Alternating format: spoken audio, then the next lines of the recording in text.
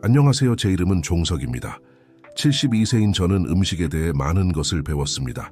특히 관절 통증이 시작된 이후로 더욱 그렇습니다. 고추, 가지, 감자와 같은 채소들 알고 계시죠? 이들은 모두 가지과 식물이며 이에 대해 흥미로운 이야기를 들려드리고 싶습니다. 마치 어제 일처럼 생생합니다. 매주 일요일마다 가지 튀김을 만들어 먹곤 했죠. 손녀는 그게 제 특기라며 농담을 하곤 했습니다. 하지만 그 다음 날이면 평소보다 관절이 더 아프다는 걸 알아차렸습니다. 특히 무릎이 그랬죠. 그때 김 의사 선생님이 이런 음식들이 관절의 염증을 악화시킬 수 있다라고 설명해 주셨습니다. 그분은 이 채소들이 장점도 있다고 하셨습니다. 건강에 좋은 비타민이 풍부하지만 동시에 알칼로이드라는 성분이 저 같은 관절염 환자에게는 그리 좋지 않을 수 있다고 하셨죠. 그래서 몇 가지 요령을 배웠습니다.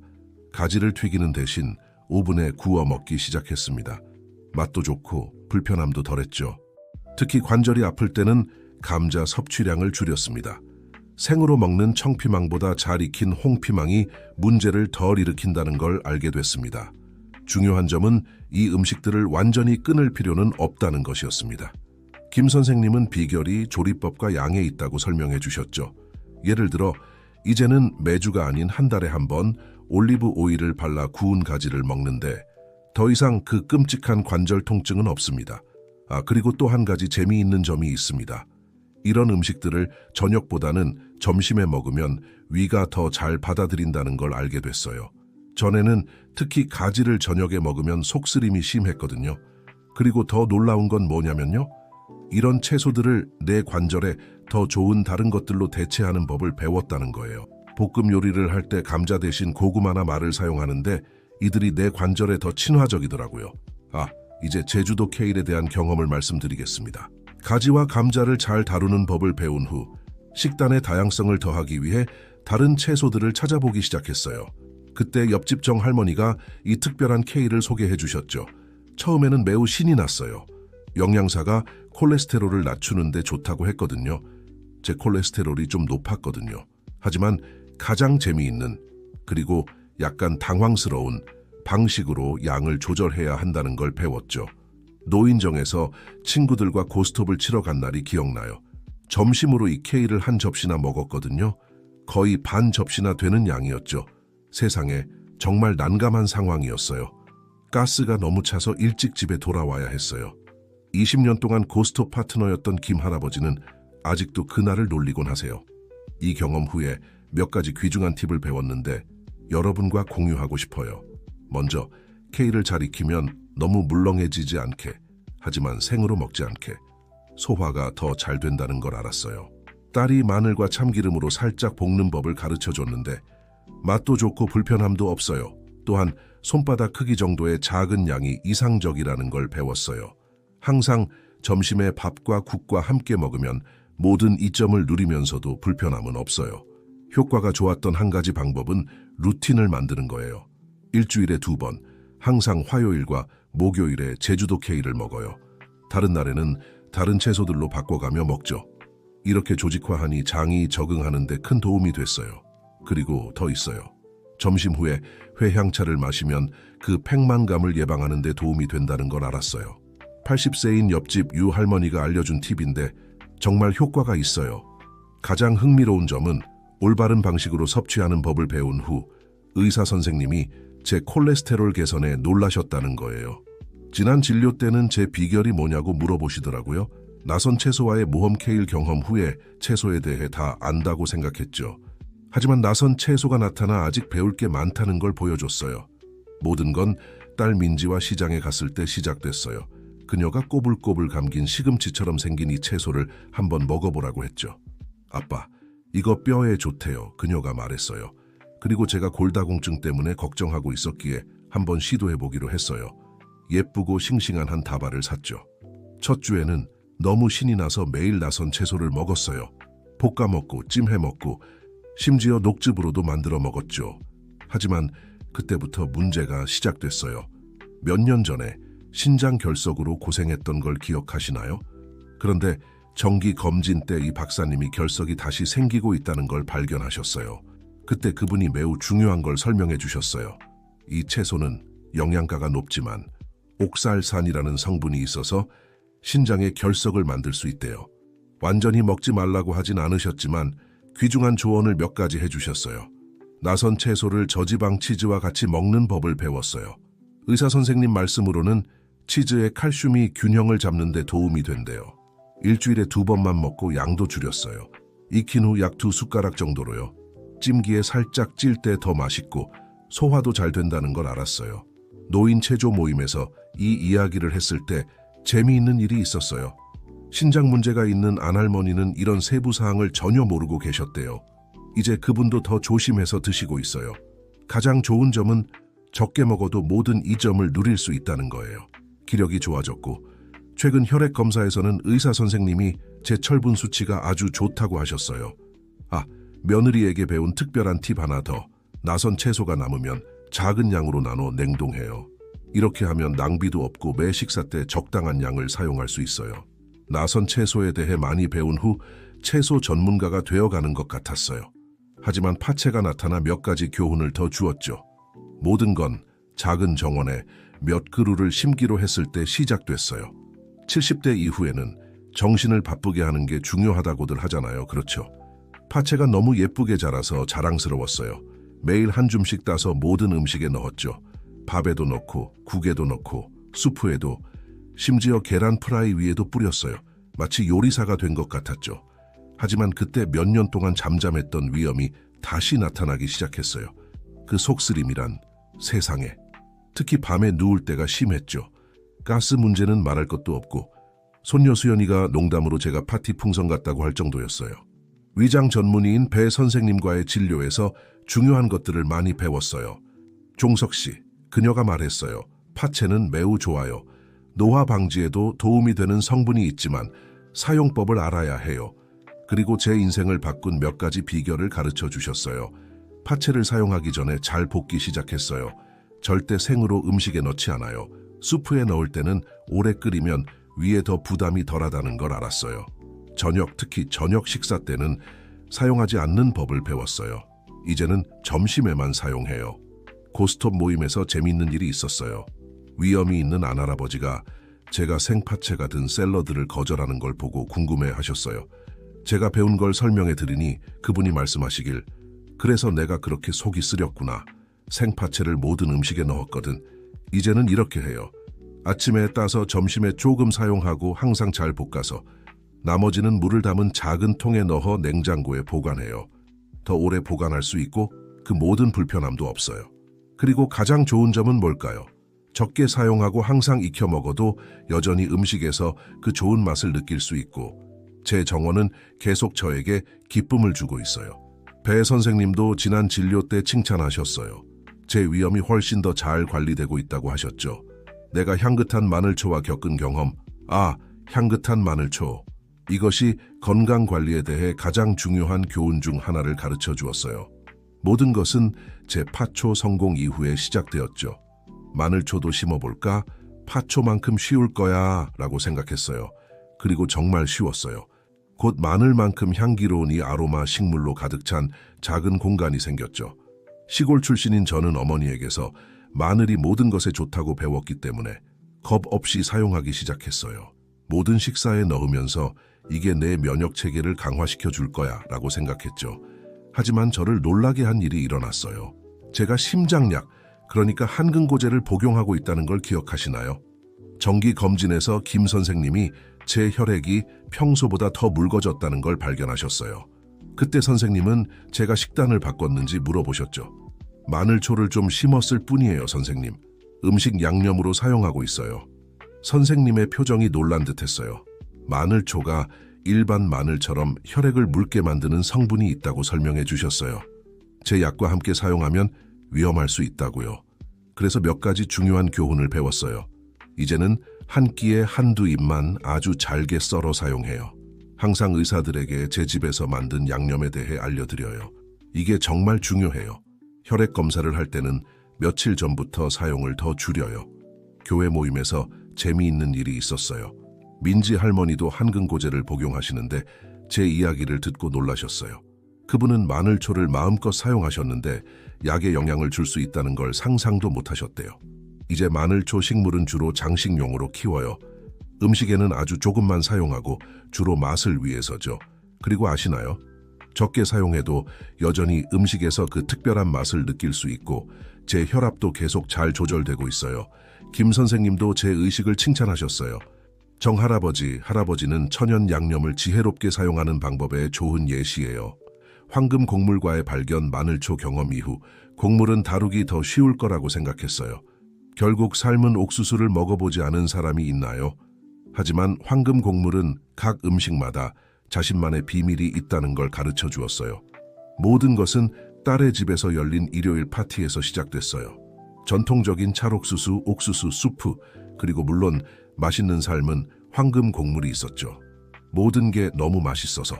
솔직히 말해서 저는 항상 조금 욕심쟁이였어요. 과식을 하고 말았어요. 찰옥수수도 먹고 옥수수 수프도 먹고 황금 곡물도 3개나 먹었어요. 저녁이 되자 제 배는 풍선처럼 부풀어 올랐어요. 그리고 더 나쁜 건 항상 잘 조절해왔던 제 당뇨병이 다음날 이상해졌다는 거예요. 아침에 혈당을 쟀을 때 평소보다 높았어요. 그때 영양사인 제 손녀 지은이가 중요한 몇 가지를 설명해 주었어요. 할아버지, 이 곡물들은 영양가가 높아요. 비타민 B군도 있고 건강한 노화에도 도움이 돼요. 하지만 특히 당뇨병 때문에 양을 조심해야 해요. 그녀가 몇 가지 귀중한 조언을 해주었어요. 이제는 한 번에 반 개만 먹고 항상 단백질과 함께 먹어 혈당이 너무 올라가지 않도록 해요. 곡물을 잘 익히면 소화에 도움이 된다는 걸 배웠어요. 딱딱한 곡물은 안 돼요. 오후 간식 대신 점심에 먹으면 제 몸이 더 잘 받아들인다는 걸 알게 됐어요. 보건소 당뇨병 모임에서 재미있는 일이 있었어요. 제 조언을 나누러 갔는데 찰옥수수를 좋아하셨던 이 할아버지도 놀라셨어요. 그래서 명절 때마다 내 혈당이 그렇게 올랐구나. 이제는 이렇게 해요.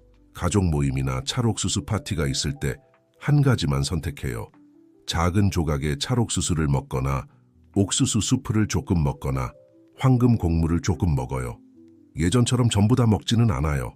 가장 좋은 점은 적게 먹어도 여전히 어린 시절 시골에서의 추억을 떠올리게 하는 그 맛있는 맛을 즐길 수 있다는 거예요. 그리고 더 좋은 건 제 혈당이 계속 조절되고 있어서 영양사인 손녀가 정말 기뻐해요. 실용적인 버섯과의 모험, 황금 곡물 경험 이후 뭔가 다른 걸 시도해보고 싶었어요. 그때 특별한 시장에서 실용적인 버섯을 봤죠.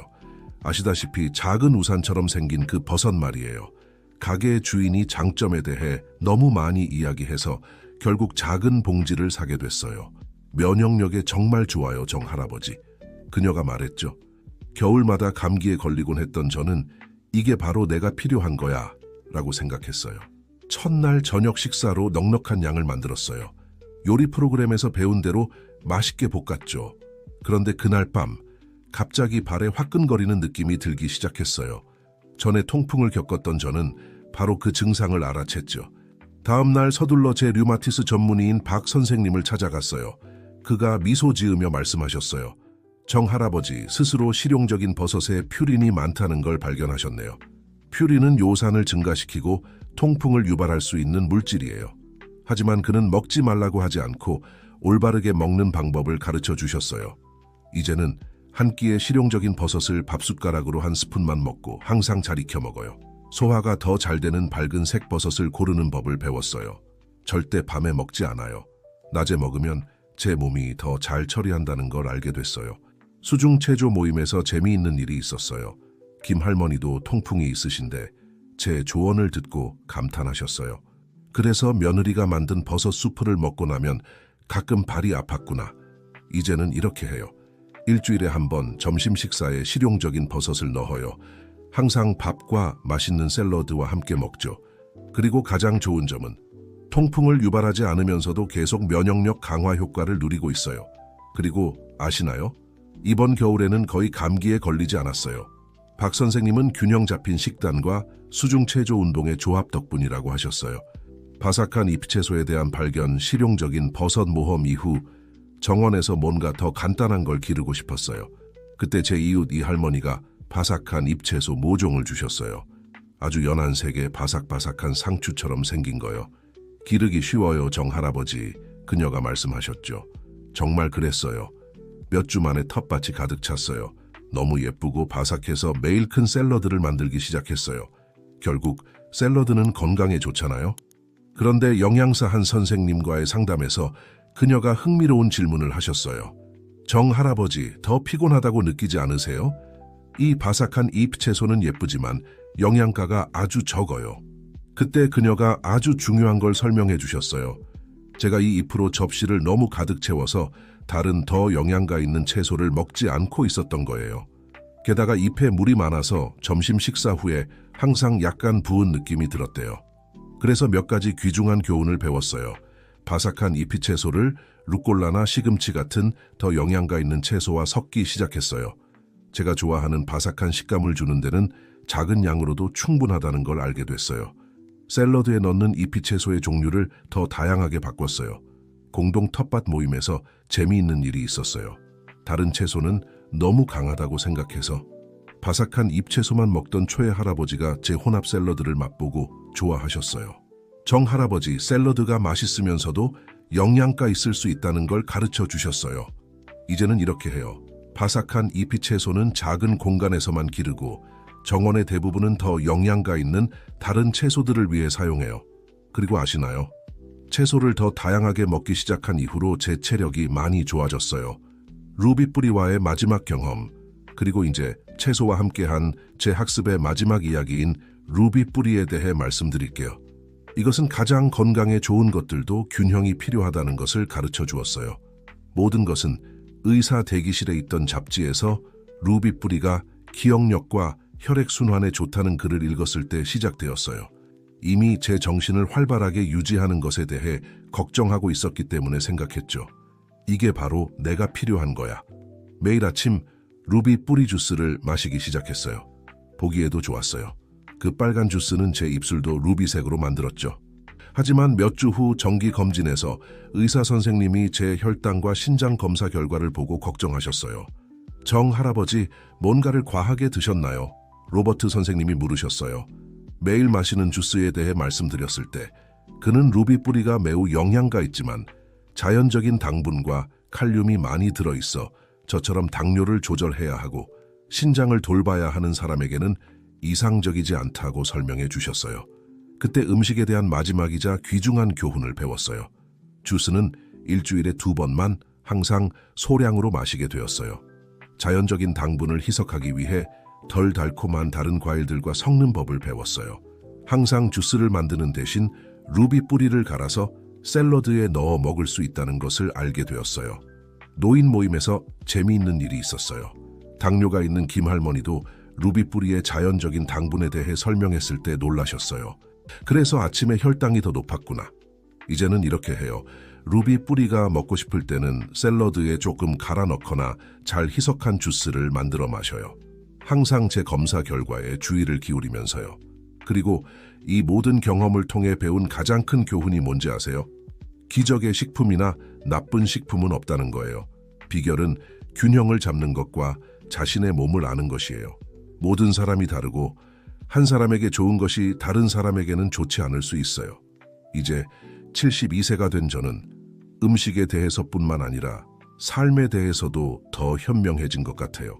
건강을 돌보는 것은 정원을 가꾸는 것과 같다는 걸 배웠어요. 주의와 사랑, 그리고 특히 각각의 경험에서 배우는 인내가 필요해요. 음식과 함께한 여정에서 배운 것 아시다시피 처음에 가지과 채소로 이 모험을 시작했을 때는 그저 먹기만 하면 된다고 생각했어요. 하지만 각 채소가 저에게 특별한 것을 가르쳐 주었죠. 고추와 가지를 통해 우리 몸이 말하는 것을 듣는 것의 중요성을 배웠어요. 플로리다 케일은 양이 모든 차이를 만든다는 것을 보여줬어요. 나선 채소는 균형에 대해 가르쳐 주었어요. 파는 올바른 조리법이 근본적으로 중요하다는 것을 보여줬어요. 향긋한 마늘은 약물과의 상호작용에 대해 경고해 주었어요.